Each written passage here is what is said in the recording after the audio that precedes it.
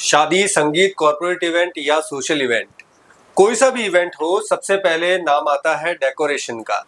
और जब बात हो डेकोरेशन की तो सबसे पहले नाम आता है फ्लावर डेकोरेशन का। फ्लावर डेकोरेशन में पूरे भारत में अपना नाम कमाने वाली एक कंपनी जिनका नाम है अर्चना फ्लावर्स। आज हम आए हैं अर्चना फ्लावर्स सूरत गुजरात में, और आज हमने देखा कि कैसे उनके प्रोडक्ट्स मैन्युफैक्चर होते हैं, कैसे वो सप्लाई करते हैं, क्या क्या प्रोडक्ट्स वो रखते हैं। और आज मेरे साथ में है इनके डायरेक्टर मिस्टर सुरेश जी, और उनकी डॉटर है मेरे साथ में हिमाक्षी जी। हिमाक्षी जी और सुरेश जी से जानते हैं कि अर्चना फ्लावर्स के पीछे के सक्सेस की कहानी क्या है, कैसे इतना बड़ा एम्पायर खड़ा किया, और आज जो सफलता के शिखर पर बैठे हैं उसके पीछे की कहानी क्या है। बहुत बहुत स्वागत करता हूं। मेरा नाम है पलाश और आप देख रहे हैं पीवीएम मीडिया। मेरे साथ में है सुरेश जी और हिमाक्षी जी। आइए इनसे जानते हैं अर्चना फ्लावर्स के पीछे की कहानी। नमस्कार मैम। नमस्कार सर। सर, आज की कहानी में दर्शकों को सबसे पहले बताएं कि ये फ्लावर का बिजनेस ही क्यों, और कब से आपने शुरुआत करी और फ्लावर का बिजनेस ही क्यों चुना सर? सर मैंने 2002 में जी मैं कटलरी आइटम का एक छोटा सा शॉप चलाता था जी। तब फ्लावर भी थोड़े चलते थे, इंडिया बहुत कम चलते थे और डेकोरेशन में तो बिल्कुल नहीं था। तब घर पे कोई पॉट रखते थे ऐसे, लेकिन तब से मैंने फ्लावर इसलिए सुना कि फ्लावर बिजनेस मेरे को वही था, मेरे को ये लाइन में जाना ही है फ्लावर के बारे में। फिर थोड़ा बिजनेस आगे पीछे हुआ, फिर भी मैंने फ्लावर नहीं छोड़े। एक टाइम ऐसा आया कि मेरा जो कटलरी का शॉप था वो उतना नहीं चल रहा था, तो शॉप मैंने बंद कर दिया।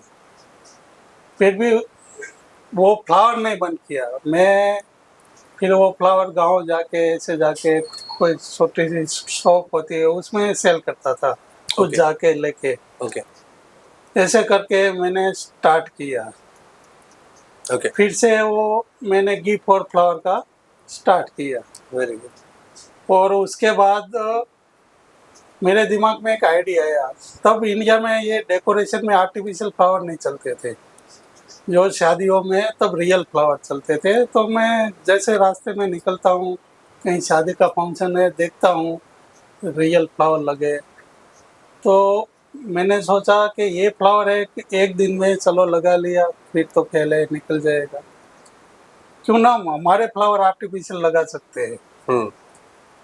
तो ऐसे करके मैंने स्टार्ट किया।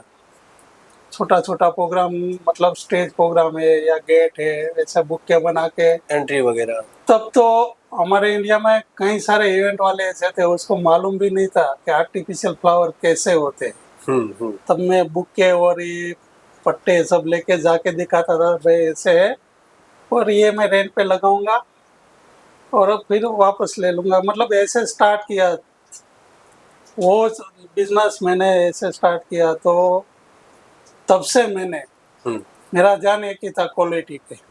तब भी मैं वही क्वालिटी लगाता था जो आज आप देख रहे हो। प्रीमियम क्वालिटी में मैं पहले से मानता हूँ, जो नेचुरल चीज होनी चाहिए जी।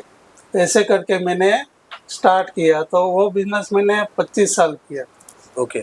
तो वहाँ से मेरे को आइडिया मिला कि डिजाइन कैसे बनती है, नेचुरल फ्लावर का लुक कैसे होता है। ये सब माइंड में डिजाइन लिया और ऐसे करके मैं आगे बढ़ा। सर, हर सक्सेसफुल बिजनेस और सक्सेसफुल पर्सनैलिटी के पीछे होता है बहुत सारा स्ट्रगल जी। आपके स्ट्रगल की कहानी क्या रही? स्ट्रगल तो सर आप बात ही मत पूछो। जब मैं डेकोरेशन कर रहा था तो 3-4 दिन पे मैं घर पे आता था, ना नहाता था ना धोता। एक इवेंट खत्म किया, दूसरा स्टार्ट होता था। वैसे दिन में मैं 10-12 इवेंट करता था। सफलता के पीछे की कहानी कई रातों को और कई दिनों को अपने काम में झोंक देना है, और इसी के साथ चलते हैं अगले क्वेश्चन की तरफ। मैम, जैसा कि मैंने देखा कि बहुत सारे प्रोडक्ट्स आपके पास हैं, तरह तरह के डिजाइनर, खूबसूरत प्रोडक्ट आपके पास में, फ्लावर्स हैं, तो दर्शकों को बताएं कि रेंज ऑफ प्रोडक्ट्स क्या क्या है आपके पास में। हमारे पास आर्टिफिशियल फ्लावर्स के रिगार्डिंग आपको सारी प्रोडक्ट्स मिल जाएंगी, जैसे कि हमारे पास रेडीमेड आइटम्स में आपको मिल जाएंगे लूज फ्लावर्स है, ग्रीन बंचीज है, या तो ग्रीन कोई फ्लावर बंचीज है, या तो पेस्टिंग्स है और फ्लावर बेल्ट है। मेन जो हमारी मोनोपोली है वो हमारा कस्टमाइजेशन है, जो कस्टमर हमें उसकी अकॉर्डिंग उसको जो चाहिए कस्टमाइज करके हम बना के देते हैं उनको। जी मैम, जैसा कि मैंने देखा कई तरह के फ्लावर्स, आर्टिफिशियल फ्लावर्स मैंने देखे हैं, कई जगह पर देखे हैं, लेकिन मैंने आपके पास जो प्रोडक्ट देखे वो काफी रियलिस्टिक है। तो उसके पीछे वो की क्या कहानी है मैम? एक्चुअली कंपनी हमने जब से स्टार्ट की है तब से हमने एक ही गोल रखा है कि हम कस्टमर को क्वालिटी प्रोवाइड करेंगे। ओके। हमारी आइटम्स, हमारी शोरूम की जो भी आइटम्स आप देखोगे वो सारी प्रीमियम क्वालिटी में बनी हुई मिलेंगी। जो फ्लावर्स का कपड़ा है उसका प्लास्टिक, इवन प्लास्टिक मटेरियल भी है वो भी प्रीमियम है हमारा। जी, इसके पीछे की कहानी, अच्छे प्रोडक्ट की कहानी है, अच्छी सर्विस और अच्छी क्वालिटी। चलते हैं अगले क्वेश्चन की तरफ कि मार्केट में आज इतना बड़ा एम्पायर आप लेके बैठे हैं, इतना ज़्यादा कंपटीशन है मार्केट में, तो इस कंपटीशन के दौर में आप कैसे मार्केट में स्टैंड करते हैं, कैसे कस्टमर्स को क्वालिटी देते हैं और कैसे लॉन्ग टर्म रिलेशन आप मेंटेन करते हैं क्लाइंट्स के साथ? जब से हमने कंपनी स्टार्ट की है तब से हमारा गोल मैंने बताया क्वालिटी ही रहा है। आज तक हमने हमारे सारे भी कस्टमर, चाहे वो प्रीमियम हो चाहे वो उससे नीचे कैटेगरी के हो, सबको हमने क्वालिटी आइटम्स प्रोवाइड किए हैं।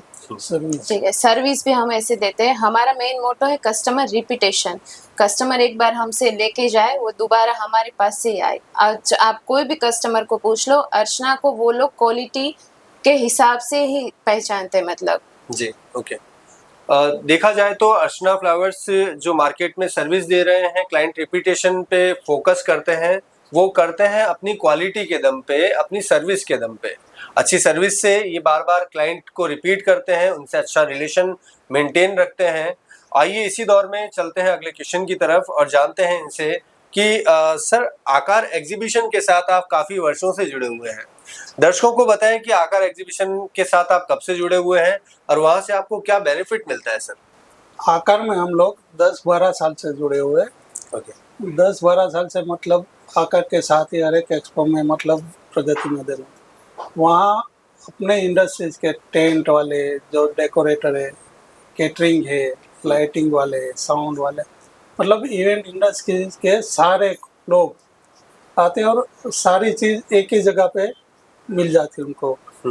और उसका मतलब ऑल ओवर इंडिया से जो कस्टमर बेच आते हैं ऑल ओवर इंडिया से आते हैं। जी। जैसा मैंने आज तक कहीं इंडिया में मैं एक्सपो करता हूँ हर जगह, लेकिन ऐसा नहीं देखा है मैंने आकार का कि वो इंडिया के कोने कोने से भी आकार को जानते हैं, आकार की वजह से हमको जानते हैं। बिल्कुल सही बात है। सो इंडस्ट्री के बड़े लीडर्स वहाँ पर अवेलेबल होते हैं, वहाँ मिलते हैं। अगर इंडस्ट्री के लीडर से आपको मिलना है तो आपको एक जगह चुननी पड़ेगी जिसे कहते हैं आकार 2026, और इसके साथ ही इनके प्रीमियम प्रोडक्ट्स आपको वहाँ पर देखने को मिलेंगे। और अगर आप इनके प्रीमियम प्रोडक्ट्स, नए अपडेट्स के बारे में अपडेटेड रहना चाहते हैं, मिलना चाहते हैं अर्चना फ्लावर्स से और इनके अपडेटेड प्रोडक्ट्स खरीदना चाहते हैं, तो आपको आना होगा आकार 2026 में। इनका स्टॉल नंबर रहने वाला है 1006, 19, 20, 21, 22 अगस्त India expo mart greater Noida में होने वाला है ये एग्जीबिशन। 1200 प्लस स्टॉल्स, हजारों विजिटर्स और लाखों प्रोडक्ट्स के साथ आपको मिलेगा इंडस्ट्री का प्रीमियम फील। लगातार बने रहें हमारे साथ में, अर्चना फ्लावर्स का स्टॉल विजिट करें। और अगर विजिट करना चाहते हैं अर्चना फ्लावर्स और अगर आपने रजिस्ट्रेशन अभी तक नहीं किया है तो दिए गए QR को स्कैन करो और आज ही रजिस्टर करो। मैं आपसे एक इम्पोर्टेंट सवाल करना चाहूँगा कि जो लोग नए बिजनेस में आ रहे हैं, नए इंडस्ट्री के अंदर जो लोग आ रहे हैं, उन लोगों को आप क्या सलाह देना चाहेंगे, क्या मशवरा देना चाहेंगे? उन लोगों के लिए आपका क्या मैसेज रहता है सर?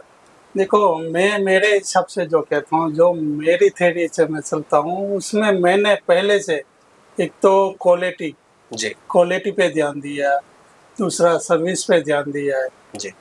और कस्टमर के साथ जैसा है कि जो चीज़ आपने दिखाया है वही प्रोवाइड करो और सर्विस पे खास ध्यान दो। हमारे कस्टमर आ जाए, हमें ये फ्लावर फोटो में देखते हैं और ऐसे भी ऑर्डर पेश कर देते हैं। जी।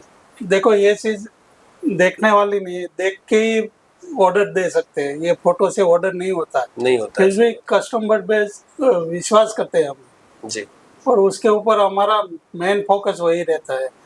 सर्विस और क्वालिटी। जानते हैं मैम से कि टेक्नोलॉजी के इस दौर में जहां लगातार इंडस्ट्री चेंज हो रही है, अपडेट हो रही है, उस दौर में आप अपने आप को कैसे स्टेबल रखते हैं और कैसे आप लोग आने वाले 5 साल बाद इस इंडस्ट्री को कहाँ देखते हैं? इवेंट इंडस्ट्री की बात करें तो इवेंट इंडस्ट्री का ग्रोथ ऐसा है कि जिसकी हम कोई कल्पना ही नहीं कर सकते। जी। मतलब इतना ही ग्रोथ फास्ट हो रहा है इवेंट इंडस्ट्री का। अभी जैसे इवेंट इंडस्ट्री का ग्रोथ बढ़ रहा है, मतलब फ्लावर की डिमांड भी उतनी ज़्यादा बढ़ रही है, right.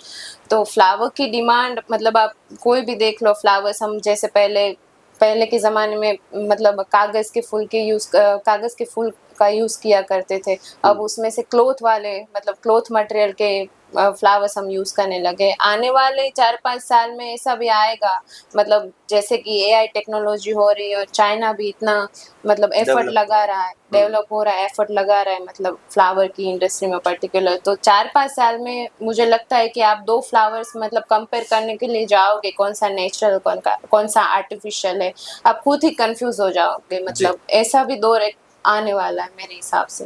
Okay, okay. So ultra realistic दौर अभी ज्यादा दूर नहीं है हमसे कि जब हम लोग दो चीजों के बीच में आर्टिफिशियल है या ओरिजिनल है वो फर्क नहीं बता पाएंगे।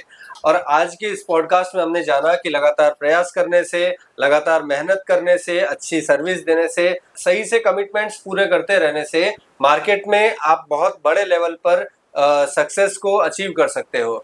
और अगर सक्सेस को अचीव करना है तो उसका एक ही मंत्र है, लगातार काम करते रहना। आज के इस पॉडकास्ट में हमने सुरेश सर से जाना कि कैसे छोटे से बिजनेस से कैसे बाहर मार्केट में घूम के और लगातार मेहनत करते हुए आज सक्सेस के शिखर को ये चूम चुके हैं। और लगातार इस दौर में हम आगे बढ़ते रहेंगे और मिलते रहेंगे नए नए बिजनेस लीडर्स से, सुनते रहेंगे उनकी इंस्पायरिंग स्टोरी। और इसी के साथ में मैं हूं पलाश और आप देख रहे हैं पीवीएम मीडिया। अगले स्टोरी में मिलेंगे नए लीडर्स से, नए बिजनेस स्टोरी के साथ में। तब तक के लिए जय हिंद, जय भारत।